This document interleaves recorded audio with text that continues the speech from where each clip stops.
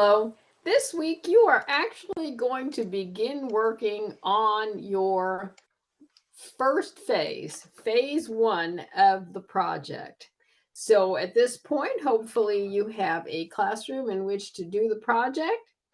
And the first the first order of the day is to come up with a topic with the children.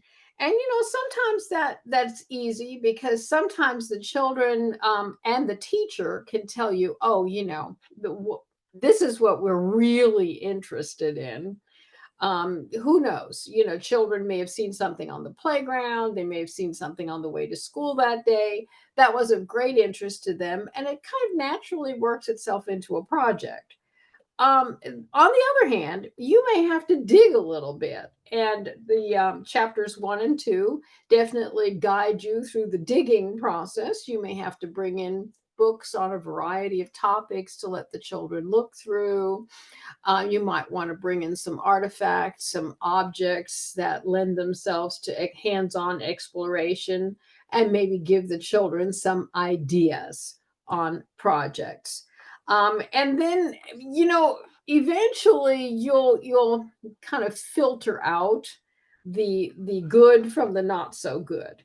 And again, the textbook is good about guiding you towards projects that lend themselves to deep exploration and not just a surface.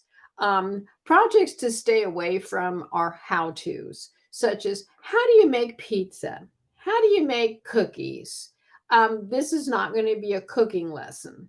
So that's not a project. Um, and the textbook again will guide you through that as well, but definitely stay away from the cooking lessons.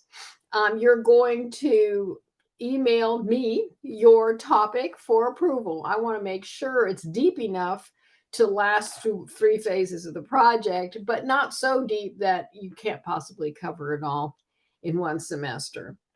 And then you're going to purchase a trifold documentation board. There's an example right here. You can get it pretty much anywhere. And you're going to post your topic selection analysis. So as you begin phase one, there are parts to phase one, and you're not going to do them all this week. Please don't even try. This takes several weeks. You're going to take pictures as the children work on their topic selection. And you can hopefully the families have already signed the picture release. If not, perhaps they can do that. Also, you don't have to take pictures of the children's faces. You can take pictures from the back of them as they're working on things, so that way they are anonymous. Once you have an approved topic, you're going to start getting children's questions. What do they want to learn about the topic? So you'll make a list of 10 or more questions that children have about the topic. And once you have an approved topic, you'll send me the topic, I'll approve it. And then once you have the approved topic and your 10 questions, you're going to create basically your curriculum. And your curriculum is the anticipatory web. Because here you're going to have your topic in the middle somewhere. It doesn't have to look just like this. These are just examples down here of topics and what the web might look like. You may have a much better idea for a web, but I'm the kind of person that I need a picture. If you want me to make something, show me a picture. 4 or more content areas. Content areas are math, language arts, science, social studies, art, music, PE. There you have it. And a minimum of 2 potential experiences for each content area. Experiences are activities that help the children learn.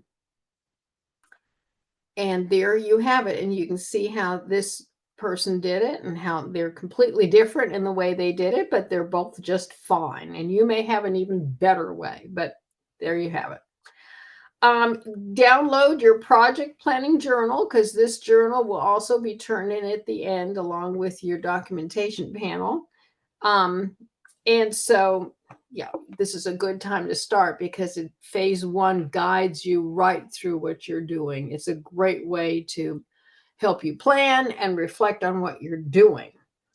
And then at the very end of phase one, when you've got your anticipatory web and your questions and your topic, you're going to write a narrative summary. What did you do during phase one? This is a one-page, single-space summary. And you're going to include the children's age or grade, relevant background information observed during phase one. And again, you're not going to ask about children with special needs, but if you have a child with special needs, you might talk about that you had to make a few accommodations. Strategies used to identify a topic. What did you bring in? What did the children do to come up with a topic? Those would be strategies. Strategies used to support children's knowledge, skills, and dispositions. And again, these strategies for knowledge, you're bringing in things, they're learning about things. Skills, you might have to teach them certain skills before they can move on to phase two and actually do the investigations.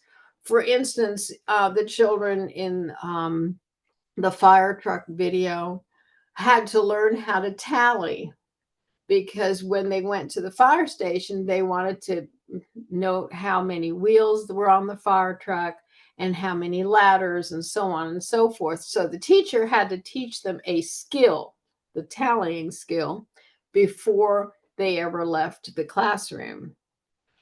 Dispositions, what dispositions are you nurturing when you're doing a project with students? Could it be the disposition to investigate, the disposition to be curious, the disposition to work well with others? Those are all dispositions that help children be successful learners. So what dispositions are you fostering with your project? The children's current level of engagement and understanding of the topic. Do they already know a lot about this topic? Is there one child that's an expert on the topic? You never know. In my classroom, we did a project on snakes, and one of the children's families actually raised snakes for pet shops. So this little boy knew a ton about snakes. And we wound up having snakes in our classroom. His parents brought in snakes, and we got to handle snakes. We got to learn so much during that snakes unit. And yeah, it was wonderful. So level of engagement, just a note here, you are never going to be able to engage all the children in your classroom in a project because they're not going to be interested. And you'll see that in the fire truck video as well. It's probably, if you can get half the class excited about a project, you're doing a great job. Okay, and cultural influences pertaining to the topic, if any. You might have children from a different country who have brought in some artifacts, and the other children are very interested in them. That might be a cultural influence, or it may not be anything cultural. So, like my snake unit. Okay, so here's the link to the project planning journal. And then when you're all done with all the highlighted items that you see here, it's time to put them on your board. You're ready for phase one. Look at that. Here's your panel. You've got your labeled phase one, children's questions, anticipatory web, photos, narrative summary. And there you have it. So if you have any questions, please let me know.